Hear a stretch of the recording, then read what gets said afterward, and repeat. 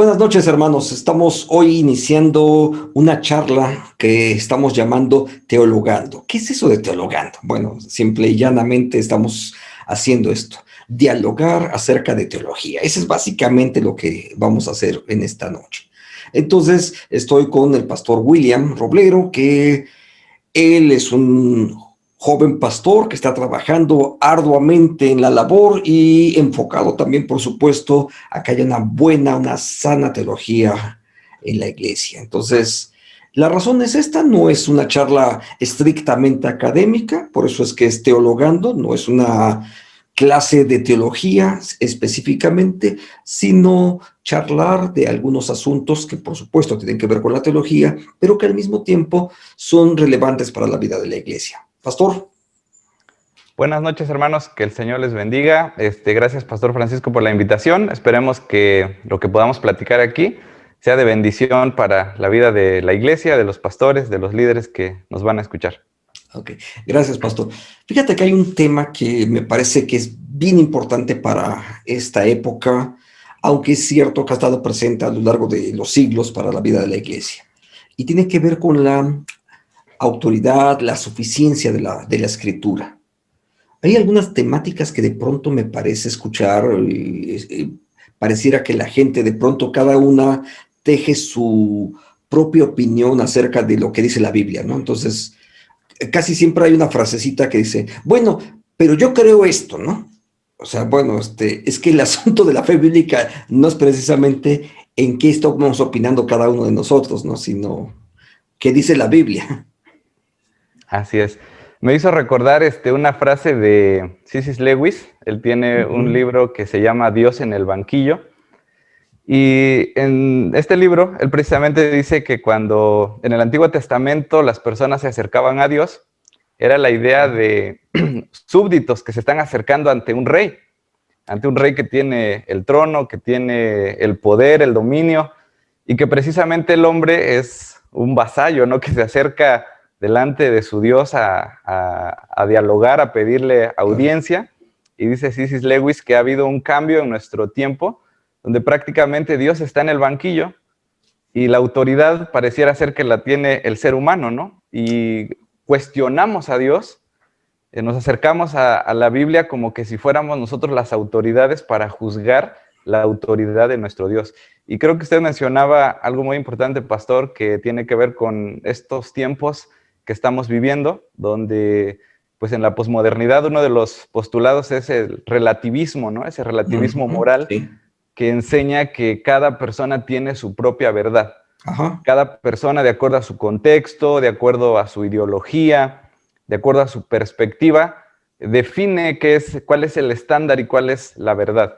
Y esto es un gran peligro porque de ahí se basan pues varias corrientes de pensamiento, varias ideologías en nuestra época moderna que llegan a decir que pues prácticamente se vale todo, ¿no? Porque no hay nadie que defina los absolutos, que defina la autoridad para nuestras vidas. Sí, ese es uno de los graves problemas, ¿no? Incluso me hiciste recordar esa otra frase que hoy en día también existe, de hablar de una posverdad. O sea, no solamente, o sea, ya no hay nada que realmente sea verdadero, sino que se ha entrado en una relativización y al mismo tiempo dice, bueno, ahora estamos hablando de una posverdad, donde al final del día no solamente es la opinión de cada quien la que se erige de alguna manera como verdad, sino que además esa verdad puede ser construida a posteriori y modificada de acuerdo a los diferentes criterios que cada quien establezca, ¿no? Entonces, ese es, por supuesto, un grave problema, no solamente para la fe, sino para la propia convivencia del ser humano, ¿no? Así es, pastor. Y bueno, retomando las figuras bíblicas que encontramos en el Antiguo Testamento, es la idea de Dios como rey. Creo que al hablar de la autoridad de la Biblia, lo ligamos inmediatamente al carácter de Dios. En la Biblia Dios se presenta como el creador del universo, como el Dios que tiene potestad sobre los cielos, sobre la mar, sobre el hombre. Y cuando hablamos de la Biblia como autoridad nos referimos precisamente a esa ley que ese rey, si lo podemos así llamar, ha querido mostrar a la humanidad de manera muy especial a su iglesia para que se cumplan sus sus decretos, ¿no? Es Así como es. que si Dios nos estuviera diciendo que Él quiere gobernarnos como iglesia, quiere gobernarnos como sociedad, y el medio que Dios propone para poder lograr esto es la revelación de su palabra, ¿no? Porque Ujú. la palabra de Dios, que es eterna, que es verdadera, pues apunta al carácter soberano y esa autoridad máxima que es Claro. nuestro Dios. Y es muy importante destacar que precisamente a la Biblia o a la iglesia se le han, pues, también relegado, donde prácticamente la gente dice que pues la Biblia no es una autoridad, ¿no? Ujú. Y algunos, incluso algunos liberales llegan a creer que la Biblia es una voz más en medio del concierto de voces, ¿no? De la sociología, de las ideologías, y es así como Sí. que la Biblia es una opinión más. Y Ujú. creo que como cristianos y sobre todo como iglesia presbiteriana, debemos recordar que la Biblia es, como decimos nosotros, es nuestra norma de fe y de vida, y lo que Dios se ha revelado ahí en su palabra, pues para nosotros es autoritativo y debemos obedecerlo. Así es. No sé si a ti te ha pasado, de pronto hay temas que están por ahí en boga acerca de lo que ocurre en las iglesias. Y de pronto me acuerdo una vez, un joven llega, se acerca y me pregunta acerca de un tema. Y me pregunta, dice, ¿y usted qué opina, pastor? Y entonces le devolví la pregunta. Dije, a ver, ¿ya leíste este pasaje? Sí. ¿Qué entiendes en esto? Y me da una respuesta correspondiente al texto. Entonces le digo, mira, si eso es lo que el texto dice de forma directa, mi opinión es irrelevante. Claro, ¿Por qué? Porque o tomamos la Biblia en serio o no la tomamos en serio, ¿no? Porque esa es parte de la problemática en la que luego nos encontramos, que no se toma tan en serio la Biblia, ¿no? Entonces, pareciera que solamente es otra opinión que puede ser útil, pero que no estrictamente se debe de seguir, ¿no? así es. Yo creo que todos entendemos la problemática hermenéutica, si puedo decirlo así, porque sí existe. Por supuesto que la Biblia fue dicha explícitamente en un momento histórico, estamos de acuerdo en ello, pero al mismo tiempo hay criterios tan simples, tan concretos, que no necesariamente tiene que ver, no necesariamente estamos hablando de ser sujetos a interpretación. O sea, hay, por ejemplo, el decálogo, ¿no? O sea, no robarás. No hay para dónde hacerte. O sea, simplemente es así y ya, ¿no? No hay forma de cómo decir, aquí se permite o no. O sea, o el respeto a la vida, ¿no? Que existe o subyace en la Biblia en muchas áreas. Eso es, ese no se puede soslayar, no hay forma de que puedas decir, bueno, en estas condiciones sí, en estas otras condiciones no. No, la verdad es que hay eras que la Biblia simplemente es autoritaria, autoritativa, y así es. O sea, no hay mi responsabilidad, como tú hace un momento usabas esta metáfora, ¿no? Mi responsabilidad es, si el rey lo dijo, pues yo tengo que hacer una sola cosa, obedecer, no hay de otra, ¿no? Claro. Muy bien. Sí, estaba pensando un poco en lo que decía Lutero y esa doctrina que él llamaba la perspicuidad de las escrituras, ¿no? Ujú. Por perspicuidad él entendía que si bien hay pasajes en la Biblia que pues sí requieren pues un tratamiento, podemos decir un estudio más serio, pues la mayoría de sus pasajes pues son claros y Sí, no tenemos que tener cierta iluminación o cierto conocimiento elevado para poder entender la palabra de Dios. Y así es es. muy clara, ¿no? Porque pues apela directamente a nuestro entendimiento, a nuestro corazón. Yo siempre pongo el ejemplo que en la Biblia puede un erudito, un hombre letrado, pasar toda su vida tratando de entenderlo y de comprender la palabra, ¿no? Y sin embargo, un campesino puede leer un salmo y llegar al conocimiento, Claro. ¿no? De la grandeza de nuestro Dios. Así tiene la bendición la Biblia de ser ese libro que habla de manera clara y a la vez que podríamos pasar pues mucho tiempo tratando de escudriñar sus mensajes, ¿no? Así que pues es relevante esto para esta época que estamos viviendo, porque todos realmente podemos entender la palabra del Señor. Y bueno, también estaba recordando un poquito que en la Reforma, con Martín Lutero y Juan Calvino, ellos tenían precisamente esto que usted acaba de comentar, pastor, que tenían la preocupación de enseñar a la iglesia que si bien tenemos la palabra revelada de Dios, que es autoritativa, no por eso quiere decir que no vamos a esforzarnos en tratar de comprender el contexto en el que se dijo, ¿no? En las Claro. circunstancias en las que se dijeron. Y ellos, en ese sentido, retomaban algunas ideas de los padres de la iglesia que no se alejaban de la escritura, algunos pensamientos que iban en contra de la claridad del texto, del sentido común del texto, pues obviamente ellos lo rechazaban, ¿no? Pero sí también debe haber un esfuerzo por intentar escudriñar el texto, ¿no? Porque puede haber alguien que nos esté escuchando y pueda decir, ah, pues tengo la Biblia y la voy a aplicar así tal cual, de manera literal, sin tratar de conocer un poco el contexto o el propósito que tenía los originales, los lectores originales, ¿no? Entonces, pues está esta doble tarea de saber qué es la palabra de Dios, revelada de Dios, y que por otro lado, pues también se nos encomienda a nosotros como iglesia la tarea de poder estudiarla para aplicar sus principios a nuestros tiempos, ¿no? Así es. Fíjate que me recuerdas, me haces recordar una frase de Agustín, la idea que él tenía de creer y comprender. Mm. En esta dualidad, precisamente ese equilibrio, donde no solamente es creer, y alguien decía creer a ciegas, digo, no, creer a ciegas es idólatra. O sea, la Biblia nunca nos llama a creer a ciegas. Y además, fuimos llamados a usar las capacidades, el intelecto que Dios nos dio. ¿Por qué? Porque las escrituras dicen justamente todo eso, ¿no? Y Romanos 12 habla de que la renovación de nuestros pensamientos y usa precisamente la palabra lógica, la forma de la lógica de nuestros pensamientos o del nous que utiliza el texto de Romanos 12.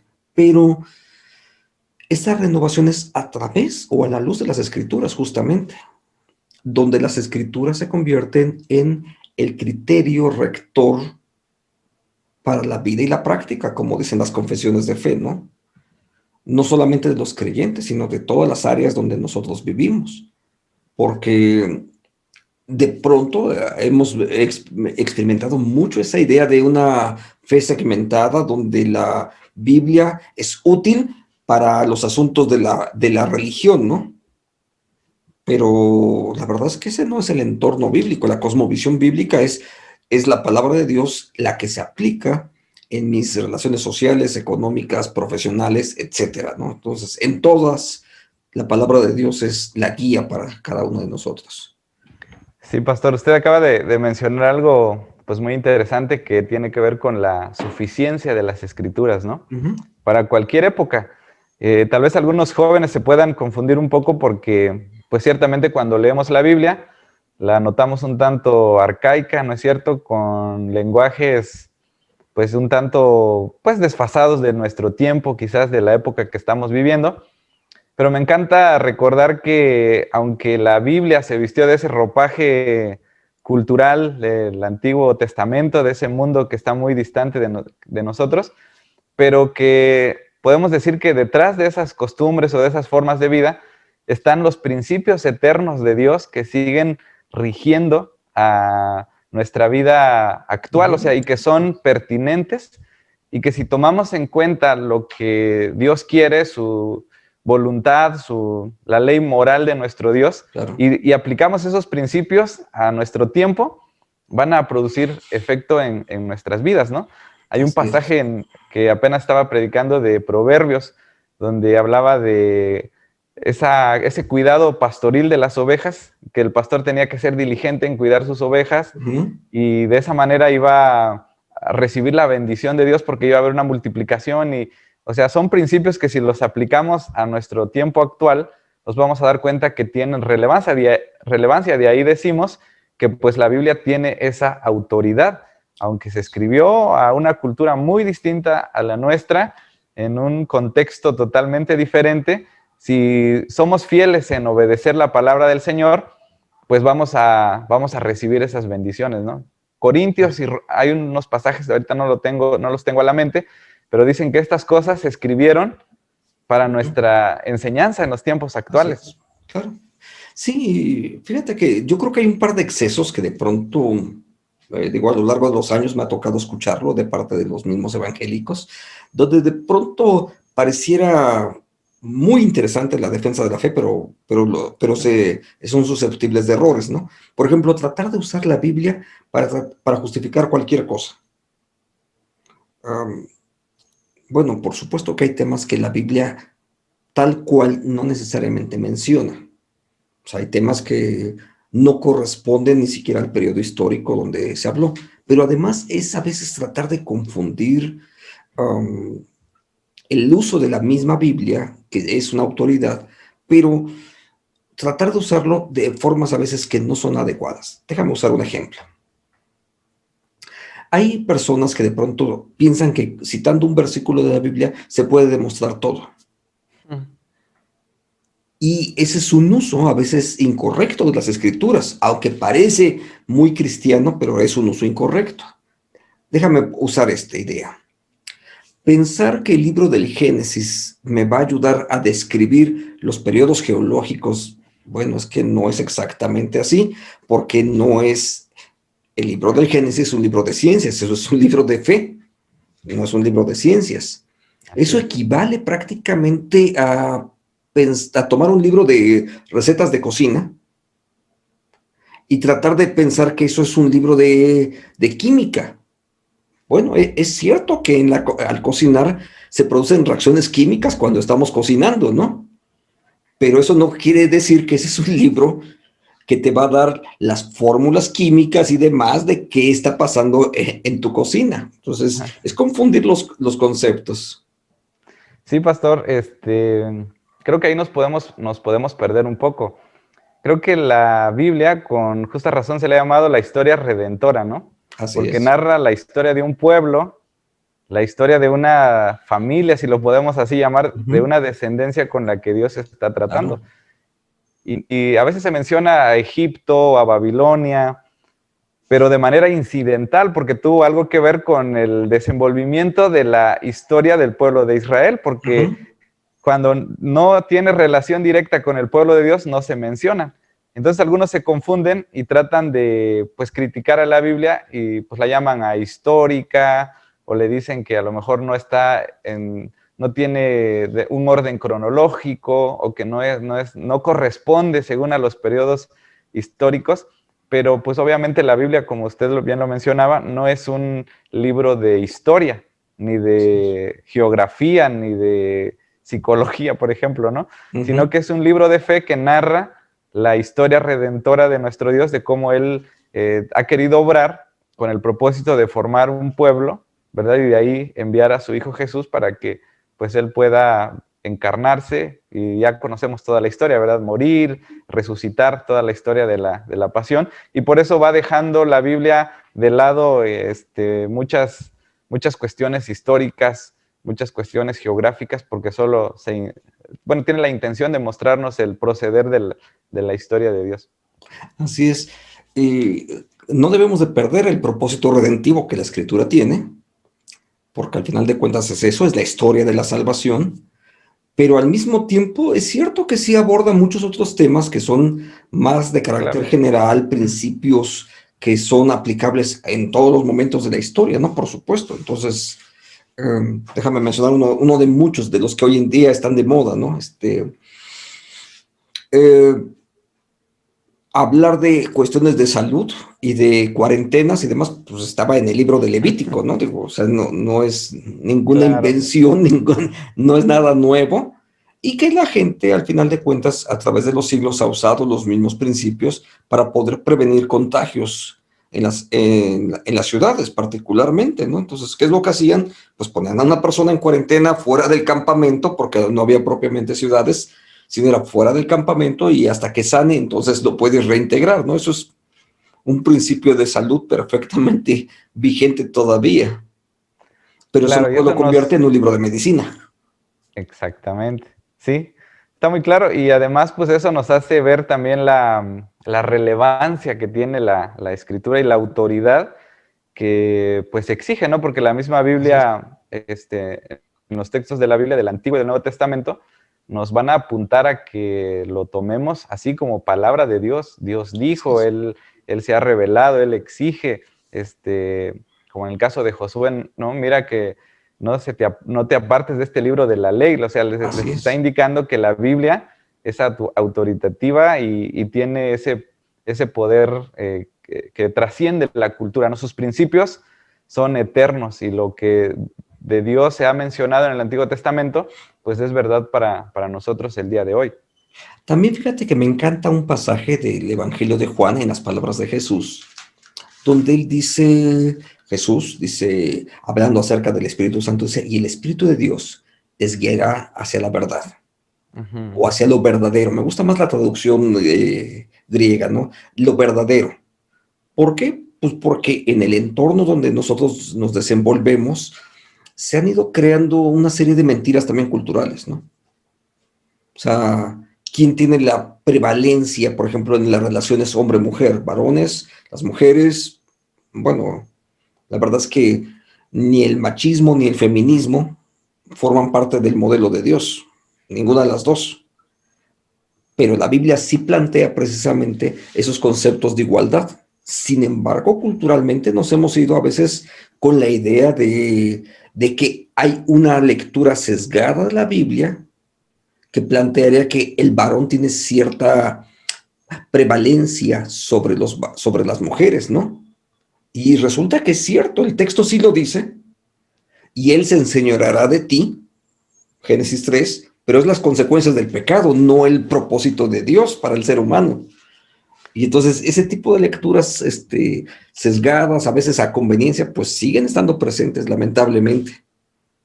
Sí, y todo creo que se debe a un desconocimiento del mensaje total de la Biblia, ¿no? Así es. Porque pues las herejías o las falsas doctrinas nacen de, bueno, ese principio tan básico de sacar un texto de su contexto como un pretexto, ¿no? Sí. Y en base a eso pues se ha criticado mucho a la Biblia.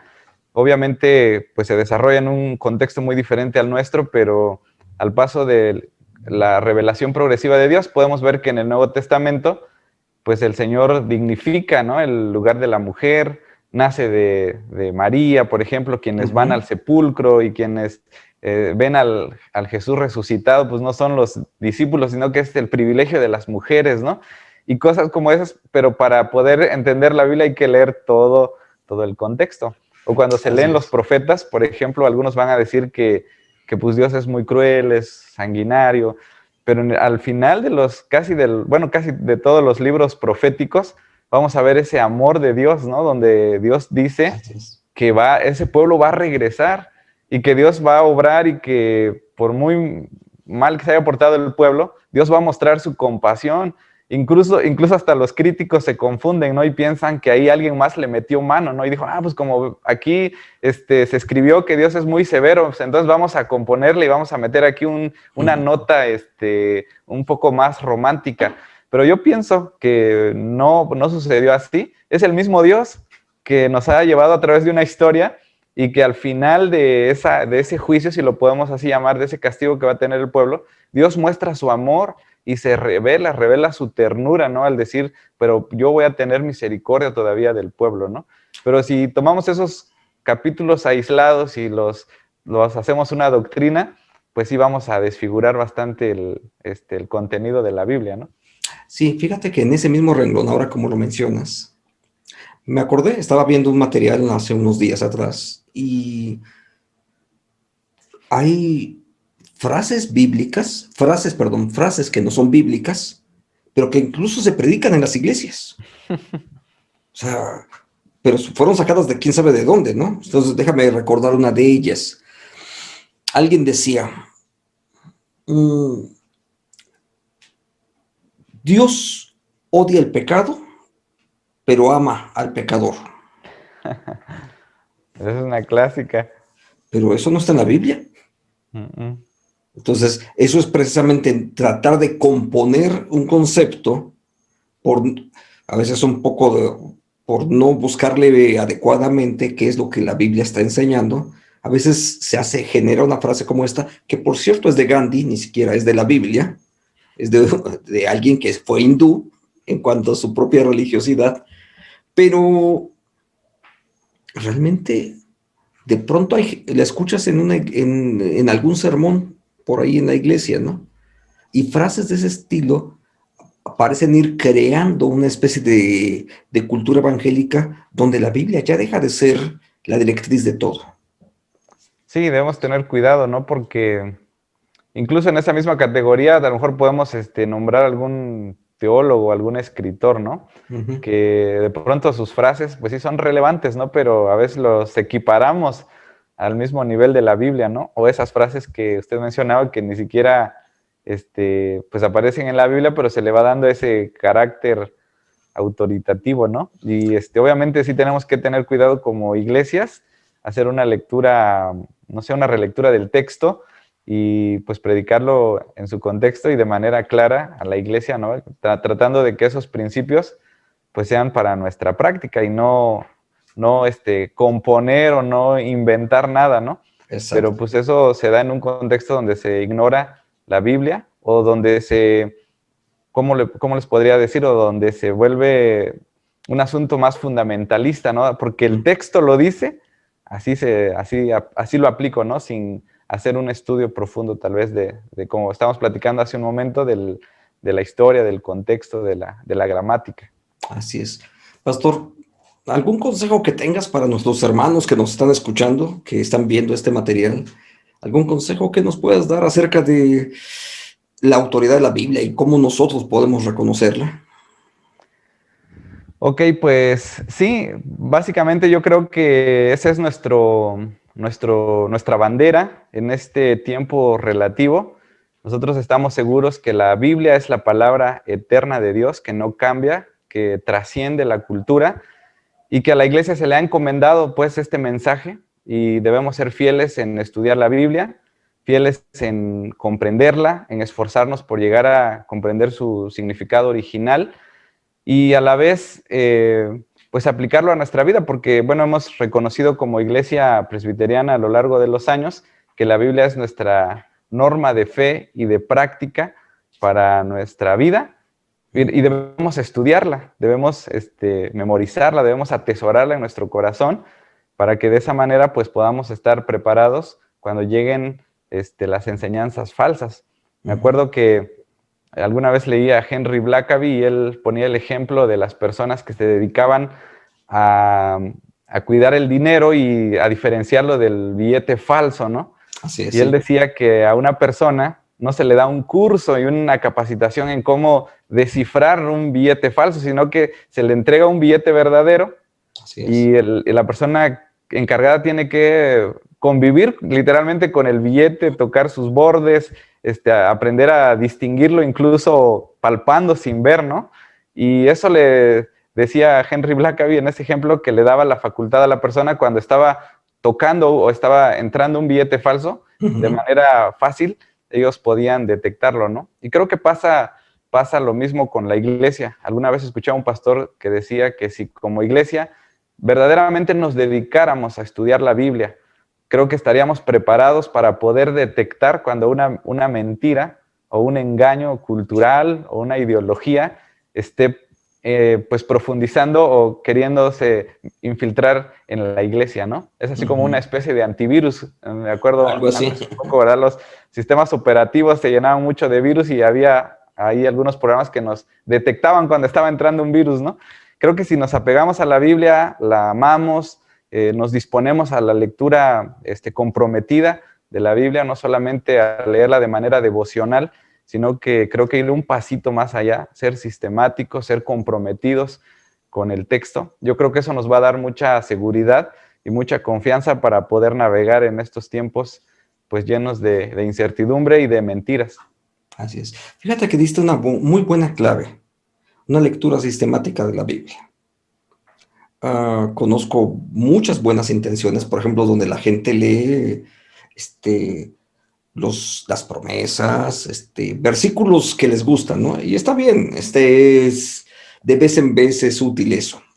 Pero la lectura sistemática de un libro de la Biblia me permite leerlo dentro de su propio contexto. Y hoy en día hay muchos recursos de los cuales podemos disponer en las redes para poder hacer ese tipo de lecturas. Entonces, no solamente es el texto bíblico, sino que hay diccionarios en línea, comentarios, etcétera. Hay muchos recursos más que podemos usar, ¿no? Así, Entonces, pastor. Y creo que, que sería, a lo mejor como líderes, retomar la predicación expositiva, ¿no? sí. Que creo que es un punto fundamental para recuperar la autoridad de la Biblia en la iglesia, ¿no?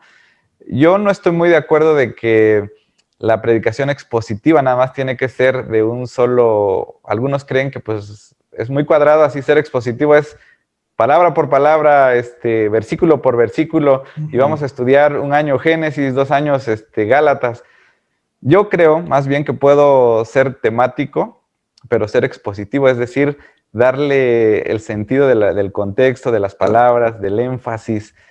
Y creo que tenemos que ser como pastores un poco más diligentes en el estudio del texto porque pues hay un sector de la iglesia que ama y aprecia mucho esa predicación motivacional, ¿no? De que te Sí. motivo nada más, te animo, y pues es impresionante ver algunos telepredicadores que tú los sintonizas y uno dice, bueno, este hombre está dando una charla a un liderazgo, o he Ujú. escuchado esta plática en algún foro, ¿no? Donde nada tenía que ver con la fe. Entonces creo que incluso un llamado a la iglesia para que también se esfuerce. Alguna vez leía a MacArthur y él decía que ciertamente la predicación expositiva iba a exigir del pastor una mente expositiva, una preparación expositiva, pero él decía, esto va a demandar de la congregación que sean escuchas expositivos, que sean gente que disfrute y que se alimente de esa predicación expositiva, porque yo como pastor puedo ser muy expositivo, pero es poner a dormir a la iglesia, ¿no? Porque a veces la iglesia, cuando uno ya empieza a hablar del contexto, uno ve cómo la gente empieza a cabecear, ¿no? Y por eso es que uno tiene que buscar frases, ilustraciones para poder motivar un poco a la iglesia, cuando en realidad también la iglesia creo que tiene que esforzarse un poco para desarrollar un oído entrenado para poder disfrutar la predicación expositiva. Así que creo que ese sería el camino como para ir poniendo nuevamente a la Biblia como esa autoridad y como ese centro de la iglesia.